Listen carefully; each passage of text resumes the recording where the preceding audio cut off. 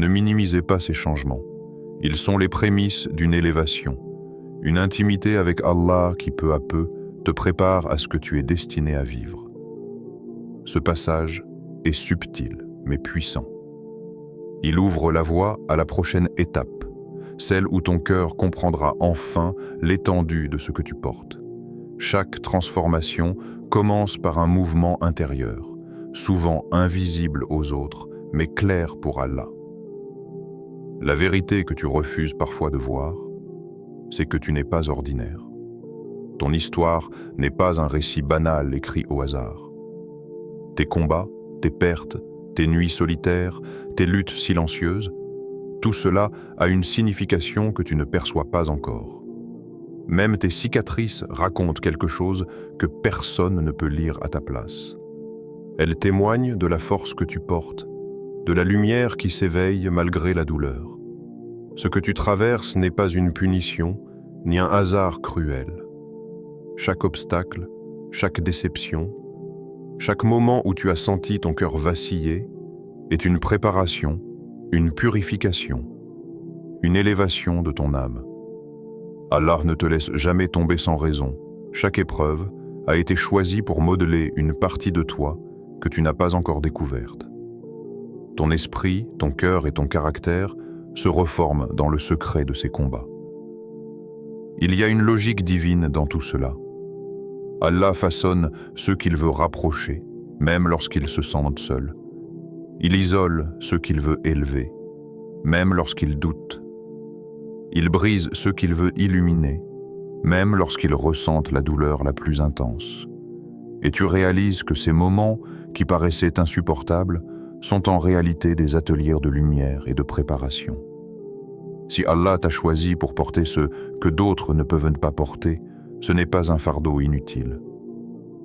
C'est une responsabilité sacrée, une mission que ton âme a été créée pour accomplir, même si aujourd'hui elle ne peut pas encore en percevoir l'ampleur. Tu es en train de devenir une version de toi-même que le monde n'est pas prêt à voir, mais que ton Créateur connaît parfaitement. Respire profondément, sens cette vérité dans chaque fibre de ton être. Tu n'es pas seul, tu n'es pas ordinaire. Tu es préparé pour quelque chose de plus grand que tout ce que tu as imaginé. Ton âme a été créée pour un rôle que tu ne comprends pas encore. Ne doute jamais de ce qu'Allah construit en toi-même lorsque tes yeux ne voient aucun progrès.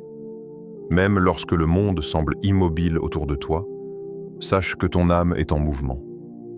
Il y a un chantier invisible qui façonne chaque fibre de ton être, une œuvre silencieuse qui ne se révèle pas encore, mais qui se déploiera au moment parfait. Ce que tu crois être vide est en réalité rempli de graines de lumière et de force que toi seul peux comprendre. Parfois, tu te sens perdu, déphasé, comme si rien n'avait de sens. Mais c'est exactement là que tu dois être. Chaque pas, chaque chute, chaque doute fait partie d'un plan plus vaste. Ton cœur est préparé, ton esprit affiné, ton âme prête. Même les nuits les plus longues et les moments de silence sont des ateliers de purification où Allah travaille à polir ton éclat intérieur. Continue. Ne t'arrête pas. Continue à purifier ton intention, à vérifier ton cœur, à corriger tes pensées et à aligner tes actions avec ce qui est juste. Ne te laisse pas distraire par les échos du monde extérieur. Protège ton cœur contre la superficialité, contre les murmures qui cherchent à te détourner. Avance, lentement mais sincèrement, avec la certitude que chaque effort, chaque souffle, chaque moment de patience est une contribution à ta propre élévation. Il n'y a pas de précipitation, seulement la constance. Il n'y a pas d'imperfection, seulement des étapes qui se combinent pour révéler la version la plus lumineuse de toi-même. Même l'obscurité autour de toi devient lumière lorsqu'Allah oint un cœur. Ta route est tracée dans le secret, invisible aux yeux de tous, mais claire et sûre devant celui qui connaît la vérité de ton cœur. Quand Allah oint un cœur, même l'obscurité devient lumière. Point 9. Tu te relèves toujours, même en morceaux. Il y a une beauté silencieuse dans ceux qui tombent mais qui se relèvent toujours. Psychologiquement, cette capacité est le signe d'une résilience innée et d'une endurance émotionnelle exceptionnelle. Tu as appris à reconstruire, non pas avec l'insouciance, mais avec une clarté profonde. Chaque chute devient une leçon, chaque blessure devient un repère. La douleur devient un professeur silencieux, et chaque remontée te rend plus fort, plus conscient, plus humble. Spirituellement, Allah ne laisse jamais un cœur ouin tomber définitivement. Il brise parfois pour purifier, pour dépouiller l'âme de ce qui l'encombre, pour préparer son ascension. Chaque chute n'est pas un échec. C'est une transformation, une élévation déguisée en difficulté. Tes morceaux ne sont pas des fragments perdus, mais des pièces réarrangées pour révéler quelque chose de plus grand et de plus lumineux. Dans le quotidien, cela se voit quand les épreuves se multiplient, mais tu continues. Quand l'échec te frappe, tu te relèves. Quand la trahison t'atteint, tu persistes. Tu es un exemple silencieux pour ceux qui t'entourent. Ton courage ne fait pas de bruit, mais il laisse une empreinte dans le cœur de ceux qui te voient. Cette force est rare. Elle ne se fabrique pas. Elle est sculptée par la main de celui qui voit ton endurance et prépare ton chemin. Allah ne brise que pour mieux illuminer. Point 10. Tu cherches sincèrement à plaire à Allah, même lorsque personne ne regarde. Il y a quelque chose de sacré dans les actions que tu accomplis, loin des yeux des autres.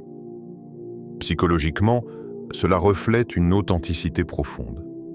Tu agis non pas pour la reconnaissance, mais parce que ton cœur sait ce qui est juste. Cette indépendance morale forge la force intérieure et un alignement intime avec tes valeurs. Les actes deviennent des expressions de ton âme, non pas des performances pour un public spirituellement. C'est le signe le plus pur de l'ikhlas, la sincérité dans l'intention. Allah observe ce qui est caché, et chaque petite action, chaque prière, chaque bonne parole prononcée dans le secret est notée, chérie et récompensée. Ce n'est pas l'ampleur de l'acte, mais la pureté de l'intention qui le rend immense. Dans la vie quotidienne, cela se manifeste dans des moments minuscules. Tu dis « Astaghfirullah » même seul. Tu fais un bien discret, invisible. Tu choisis la patience même lorsque personne ne te regarde. Et progressivement, cette constance transforme ton âme, la purifie et construit une relation intime et indestructible avec Allah. C'est le cœur des grands miracles. Ce que l'on fait dans le secret finit par rayonner au moment exact où Dieu le veut. Les plus belles bénédictions viennent toujours de ce qui est caché. Les plus grands miracles commencent dans les coins secrets du cœur. Parfois, tout ce que tu as traversé semble dispersé, incompréhensible, comme un puzzle dont les pièces refusent de s'assembler. Tu sens ce changement intérieur, cette agitation silencieuse, mais autour de toi, rien ne le montre. Les gens ne voient pas tes nuits de lutte, tes prières murmurées, tes luttes invisibles pour rester droit, patient et sincère. Pourtant, ce qui se passe en toi est réel. Il est vivant, il est profond. Si tu t'es reconnu dans un seul de ces signes, arrête-toi un instant. Respire. Ressens la profondeur de ce que tu vis. Ce que tu considérais peut-être comme de simples épreuves ou des réactions inattendues n'est pas un hasard. Chaque détachement, chaque lourdeur, chaque épreuve, chaque protection, chaque éclat de paix que tu ressens est un écho de quelque chose de plus grand. Une transformation qui se prépare lentement, doucement, mais avec une précision divine. Psychologiquement, ces moments sont des révélateurs. Ton esprit commence à capter des vérités que le temps seul ne pourrait révéler. Tu observes tes réactions, tu sens tes priorités changer, tu réalises que certaines personnes et situations ne t'atteignent plus comme avant. Cette prise de conscience, silencieuse, est le premier signe de ton éveil intérieur. Elle te fait remarquer que quelque chose bouge en toi, quelque chose de subtil, mais d'irréversible. Spirituellement, Allah voit ce que tu ne vois pas encore. Même lorsque tout semble immobile, il travaille dans ton cœur. Chaque mouvement intérieur, chaque pensée sincère, chaque effort pour rester aligné malgré les difficultés est noté, accueilli et transformé en lumière. Il n'y a rien de banal dans ce processus. Tu es en train de devenir une version de toi que le monde extérieur ne pourrait pas comprendre, mais que ton Créateur reconnaît parfaitement. Point 6. Tu observes ton âme plus que tu ne juges celle des autres.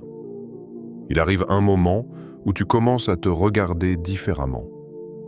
Tu ne mets plus ton énergie à analyser les erreurs des autres. Tu tournes ton regard vers ton propre cœur. Tu surveilles tes réactions, tes intentions, tes faiblesses. Tu deviens ton propre terrain d'étude, non pas parce que tu te dévalorises, mais parce que tu comprends que la vraie bataille se joue en toi. Psychologiquement, cela marque une maturité émotionnelle avancée. L'esprit cesse de blâmer le monde extérieur pour justifier ses tensions internes. Tu deviens responsable de tes émotions. Tu reconnais tes impulsions avant qu'elles t'échappent. Tu observes la manière dont tu parles, dont tu ressens, dont tu réagis. Tu te vois agir. Et cette conscience te transforme. Spirituellement, c'est une attitude propre au cœur guidé. Le prophète disait que le croyant est un miroir pour son frère. Mais un miroir propre doit d'abord être nettoyé. Ceux qu'Allah élève sont ceux qui examinent d'abord leur âme avant de corriger celle des autres. Ils savent que la purification commence à l'intérieur, dans le secret du cœur. Au quotidien, tu le remarques lorsque tu retiens une parole blessante que tu aurais prononcée avant, lorsque tu évites une critique facile, lorsque tu te demandes « Pourquoi ai-je réagi comme ça ? Qu'est-ce que cela dit sur moi ?» Tu deviens attentif à ta propre évolution. Tu ne veux plus gagner des débats, tu veux gagner en lumière. Ce n'est pas un retrait du monde, c'est une clarification intérieure. Une manière de vivre en cherchant à être meilleur que ta version d'hier, pas meilleur que les autres. Les cœurs choisis par Allah se réforment avant de réformer. Point 7. Tu attires des responsabilités spirituelles sans les chercher. Il y a des moments où la vie te surprend. Tu n'as rien demandé. Pourtant, les gens viennent vers toi pour demander conseil, soutien ou guidance. Tu n'as rien cherché, mais ton rôle s'impose naturellement. Psychologiquement, c'est le reflet d'une crédibilité invisible. Ton intégrité, ta sincérité et ton calme intérieur rayonnent et inspirent en confiance. Même si tu es jeune ou inexpérimenté, les autres perçoivent un espace sûr dans ton regard, une sagesse que tu ne pensais pas posséder. Spirituellement, ce n'est jamais un hasard. Allah confie parfois des responsabilités avant que tu ne t'y attends. Il choisit des cœurs pour porter des lumières, des âmes pour guider d'autres âmes. Ces responsabilités ne sont pas des fardeaux, elles sont des instruments de purification et de croissance. Chaque conseil que tu donnes, chaque soutien que tu offres devient un acte de foi et un moyen d'élever ton âme. Dans la vie de tous les jours, cela se manifeste dans de petites choses. Un ami en détresse te confie ses pensées profondes, quelqu'un cherche ton avis sur un dilemme spirituel, ou un proche se tourne vers toi pour trouver la sérénité. Au début, tu peux te sentir dépassé, mais tu apprends progressivement à recevoir ces responsabilités avec humilité et conscience. C'est un signe que ton âme est alignée, que ton cœur est prêt à servir au-delà de ses besoins immédiats et que quelque chose de plus grand se construit à travers toi. Quand Allah te confie des âmes, c'est qu'il voit en toi ce que tu ne vois pas encore. Point 8. Tu restes stable même quand tout vacille. Il existe une force qui ne se mesure pas à l'âge ni à l'expérience. Tu es là quand tout s'effondre autour de toi. Quand les autres perdent pied, tu marches avec calme. Psychologiquement, c'est la manifestation d'un centre interne solide. Tes émotions ne sont plus dictées par chaque événement extérieur. Tu observes, tu digères, tu agis avec clarté. Cette stabilité attire confiance et respect autour de toi, même si tu n'en parles jamais spirituellement. Cette résilience est une bénédiction. Allah dit, certes, Allah est avec les endurants. Ta capacité à rester ancré n'est pas seulement un trait de caractère, c'est une guidance divine. Chaque épreuve que tu traverses est un entraînement pour renforcer ton cœur. Même les tempêtes ne sont plus des menaces. Elles deviennent un terrain d'entraînement pour ton âme. Dans le quotidien, cela se voit. Dans le chaos d'un conflit familial, tu observes d'abord avant de parler. Dans les moments d'incertitude, tu prends des décisions sans être emporté par la panique. Tu deviens le pilier invisible, celui sur lequel d'autres s'appuient sans le savoir. Et parfois, tu te surprends toi-même par la clarté de ta force. C'est un signe que ton âme est en train d'être préparée pour de grandes responsabilités, que ta stabilité est un cadeau et une arme silencieuse. Celui qu'Allah soutient ne s'effondre jamais. Psychologiquement, les âmes robustes mûrissent à travers la difficulté. Elles développent une profondeur émotionnelle que l'on ne peut ni acheter ni feindre. La douleur t'a enseigné l'observation. La perte t'a appris la gratitude. La solitude t'a offert une clarté que beaucoup n'auront qu'à un âge avancé. Ton esprit s'est étendu, forcé de devenir plus grand que ton corps. Spirituellement, c'est une signature que l'on retrouve chez ceux qu'Allah prépare pour quelque chose. Les missions élevées demandent une préparation précoce. Les responsabilités spirituelles ne tombent pas du ciel sans que le cœur ait été entraîné à les porter. Allah forge avant d'élever. Il te fait traverser des tempêtes pour que tu apprennes à lire le ciel. Dans la vie de tous les jours, cela se voit dans ta façon de raisonner. Tu comprends les choses trop vite. Tu ressens trop profondément. Tu perçois des nuances que d'autres ignorent. Ton entourage te dit parfois « Tu n'as pas l'âge que tu as ». Ils ne savent pas que ton âge réel n'est pas dans ton calendrier, mais dans tes cicatrices. Et malgré tout ce que tu as traversé, tu es encore debout. Tu continues. Tu avances. Tu n'es pas brisé. Tu es façonné. Si Allah te forge vite, c'est qu'il veut t'utiliser tôt. Point 4. Tu es protégé de certaines personnes sans comprendre pourquoi. Il t'est sûrement déjà arrivé de sentir une distance soudaine avec quelqu'un que tu appréciais. Rien d'officiel, aucun conflit, aucune explication claire. Juste une séparation invisible, comme si un fil se rompait sans bruit. Tu crois que c'est toi. Tu crois que c'est eux. Mais parfois, ce n'est ni toi, ni eux. C'est une protection. D'un point de vue psychologique, l'être humain perçoit inconsciemment les intentions qui l'entourent. Ton intuition capte des nuances, des vibrations, des tensions subtiles. Elle ressent quand une relation n'est plus saine, même si ton cerveau ne fait pas encore le lien. Alors, ton comportement change. Tu réponds moins, tu ressens moins de connexion, tu t'éloignes sans effort. Tu crois perdre des gens, mais ton esprit te protège. Spirituellement, cela va encore plus loin. Allah est Al-Wali, le protecteur. Il écarte parfois ce que tu ne vois pas. Il retire certaines personnes avant qu'elles ne t'abîment, avant qu'elles ne blessent ton cœur, avant qu'elles ne retardent ton chemin. C'est une miséricorde invisible, un tri subtil, un nettoyage silencieux. Tu n'entends rien, mais quelque chose travaille en coulisses dans ton quotidien. Cela se manifeste par des ruptures spontanées, amis qui s'éloignent, relations qui meurent sans explication, engagements qui s'effacent. Sur le moment, tu ne comprends pas. Tu cherches des raisons, tu doutes.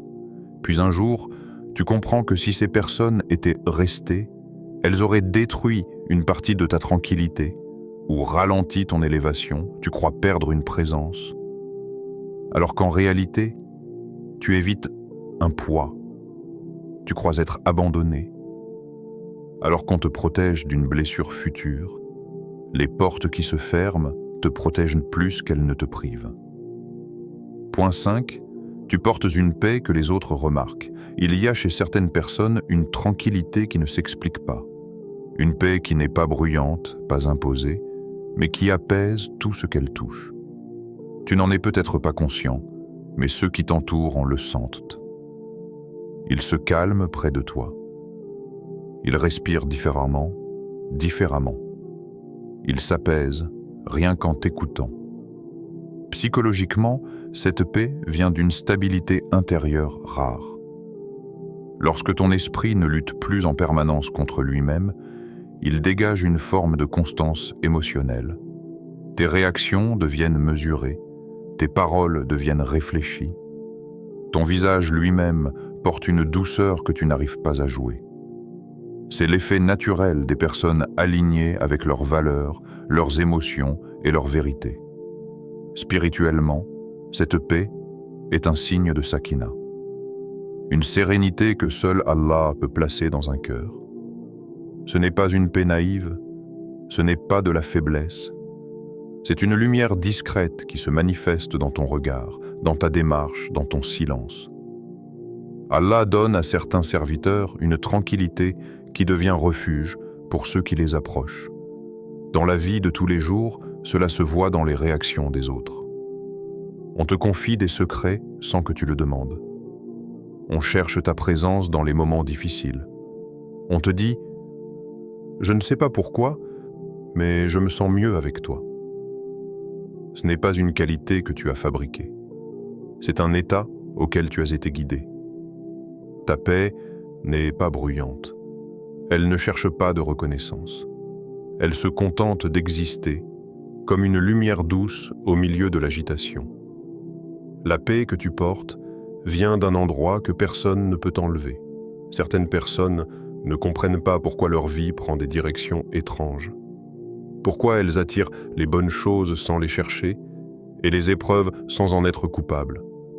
Ce n'est pas du hasard. C'est un signe. Un signe que tu portes quelque chose que beaucoup ne voient pas, mais qu'Allah a placé en toi.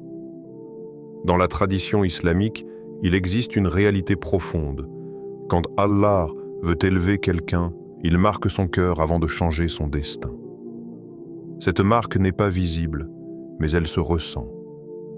Dans ta patience, dans tes combats, dans ton endurance, dans ta manière de rester debout quand d'autres s'effondrent. Aujourd'hui, tu vas découvrir 10 signes qui montrent que tu es peut-être dangereusement ouing guidé, préparé par Allah. Pointe 1. Tu te détaches des choses qui te liaient. Il y a un moment dans la vie où tu te surprends à ne plus marcher dans les mêmes directions qu'avant. Non pas parce que tu fais un effort particulier, mais parce que quelque chose en toi s'est déplacé. Des choses qui te retenaient autrefois semblent perdre leur poids. Des environnements dans lesquels tu te sentais chez toi deviennent soudain trop étroits pour ton âme. Tu changes, silencieusement. Psychologiquement, cela arrive lorsque ton système intérieur cesse de répondre aux stimuli qui nourrissaient tes attachements. Tu n'es plus captivé par les mêmes distractions. Tu ne te sens plus obligé de prouver quoi que ce soit. Ton cerveau a compris que certaines habitudes te maintenaient dans un état de survie, pas dans un état de croissance. Alors il lâche, graduellement, mais profondément. Spirituellement, ce détachement n'est jamais un hasard. Allah retire, et il retire avec précision. Il te déplace comme un artisan qui prépare une pièce rare. Il coupe les fils invisibles qui te fatiguaient, qui volaient ton énergie, qui éloignaient ton cœur. Tu crois perdre des choses, mais en réalité, tu es en train d'être dépollué. Dans ton quotidien, cela se manifeste de manière discrète. Des discussions qui ne te font plus rire, des soirées qui ne t'attirent plus, des habitudes qui deviennent creuses. Tu observes les mêmes situations, mais tu ne réagis plus de la même façon. C'est comme si ton âme s'était élevée d'un étage et ne reconnaissait plus son ancien rez-de-chaussée et tu ne comprends pas toujours pourquoi. Mais tu ressens que ce changement est nécessaire, presque obligatoire. Comme si quelque chose te tirait doucement vers une version plus vraie de toi-même. Allah t'arrache à ce qui te blesse avant de te confier ce qui te grandit. Point 2. Tu sens une lourdeur quand tu t'éloignes d'Allah. Il existe une lourdeur qui n'a rien à voir avec la fatigue physique. C'est un poids qui tombe dans la poitrine lorsque ton âme s'éloigne de sa source. Ce n'est pas un mal-être brutal, plutôt une pression discrète, insistante, comme un rappel intérieur qui murmure « tu t'éloignes de ton centre ». Psychologiquement, on appelle cela l'hyperconscience morale. Ton cœur n'est plus anesthésié. Tes pensées, tes intentions, tes comportements passent à travers un filtre beaucoup plus fin. Là où tu pouvais autrefois ignorer certaines actions, aujourd'hui, un simple regard de travers ou une parole inutile te touche plus que tu ne veux l'admettre. Tu sens que quelque chose en toi surveille ta direction, t'interpelle, te responsabilise. Spirituellement, cette lourdeur est un cadeau rare. C'est le signe que ton cœur n'est pas laissé à lui-même. Allah protège certains cœurs par une sensibilité particulière. Il leur donne une intolérance au péché, non pas par peur, mais par lumière. C'est comme une alarme divine, un système interne qui t'empêche de t'égarer trop loin. Dans la vie quotidienne, cela se manifeste dans des petits moments. Une remarque blessante dite sans réfléchir, et tu regrettes déjà. Un retard dans la prière et ton cœur se serre. Une distraction excessive et tu sens une brume s'installer sur ton esprit. Rien de grave, mais tout te paraît plus lourd que nécessaire. Et tu te rends compte que cette lourdeur n'est pas là pour t'écraser, mais pour te redresser. Elle te garde vivant, connecté, aligné. C'est la preuve que ton cœur est toujours en relation avec celui qui l'a façonné. Les cœurs que Dieu aime ne supportent pas de s'assombrir. Point 3. Tu traverses des épreuves qui ne correspondent pas à ton âge. Il y a des personnes dont la vie ne suit aucune logique chronologique. À un âge où d'autres découvrent à peine le monde, toi, tu as déjà appris à survivre à ces secousses. Là où d'autres avancent tranquillement, toi, tu as dû escalader, tomber, recommencer. Tu as vécu trop vite, trop fort, trop tôt. Pas parce que tu es faible, mais parce que ton âme a été sélectionnée pour un trajet différent.